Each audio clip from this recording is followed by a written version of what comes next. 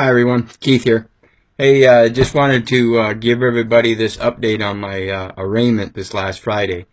And basically, what it is, when you first go into the arraignment, most often the prosecutor's not even there. You don't have anybody coming forth with a properly verified claim. You don't have a prosecutor there, and so the judge is sitting there, and he's taking full liability over the original charge that was then given permission to representation to the prosecuting attorney, who then is represented by the judge simply by assumption that there is proof that there is a crime and that you have committed that crime.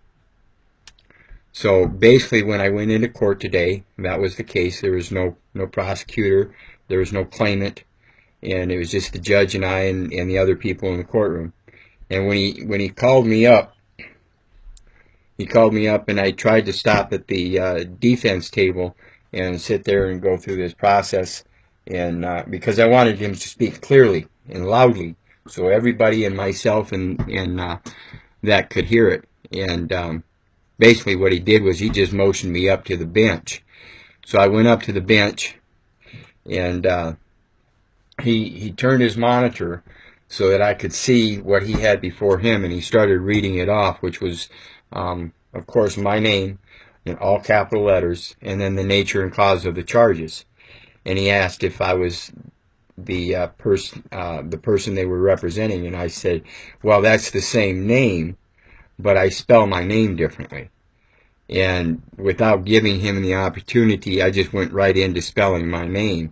Capital K, lowercase e, lowercase I, and he cut me off and told me to go ahead and have a seat, that we would have to get a recorder in here for me. So I went and sat down, and then he turned around and ran everybody else through their cases and got them out, and so it was just me and him and the recorder now, as well as my witness. So he called me up again, and both times, neither did I respond to the name that he pronounced in any way other than to get up and move forward. Now, what I did in that was I accepted that was my name, but I also, which is why he called in for a recorder, I also tried to give him the difference. In other words, show him what their error was. And so then when I got up there, he told me to sit at the defense table this time. I sat down, and again, he ran through the name and the nature and cause of the charges and asked me for a plea. And I said, well, first I'd like to let it be known on the record that my name is spelled differently. And then, again, without giving any chance, I spelled out my name. And once I was done spelling my name, I let him know that I have never once, my entire life, either spelled my name in all capital letters or signed my name in all capital letters. And at that point, he threatened to issue a warrant for the arrest of Keith Orland Little for not participating in the arraignment. At that point, I turned around to my witness behind me and told them that they would need to go to my place and get my certificate of live birth if they tried to arrest me in court today. Then I turned back around to the person impersonating a judge and told him that not only did he verify by his own presumption that I was there because I was in physical appearance there, and clarified that I did have the same name, but that I also spelled out my name, and that I was there ready with a written, signed, and dated plea of guilt. And then again, he threatened to put a warrant out for my arrest for not participating.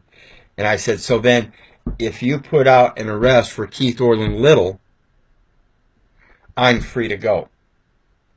And his basic and most simple response that he could give, and he did it so eloquently, yes, you're free to go. Now understand, people, you can't presume jurisdiction unless the person you're presuming jurisdiction over is willing to give it. So be careful of what you're telling these people. Understand, you are not a piece of paper. You are a living flesh and blood. And that piece of paper has always been titled with capital letters, and you have always been titled with a case-sensitive, proper spelling of the name of your birthright and the two names you were given. That is totally different than a fictitious corporate name spelled in all capital letters. It's fraud. Period.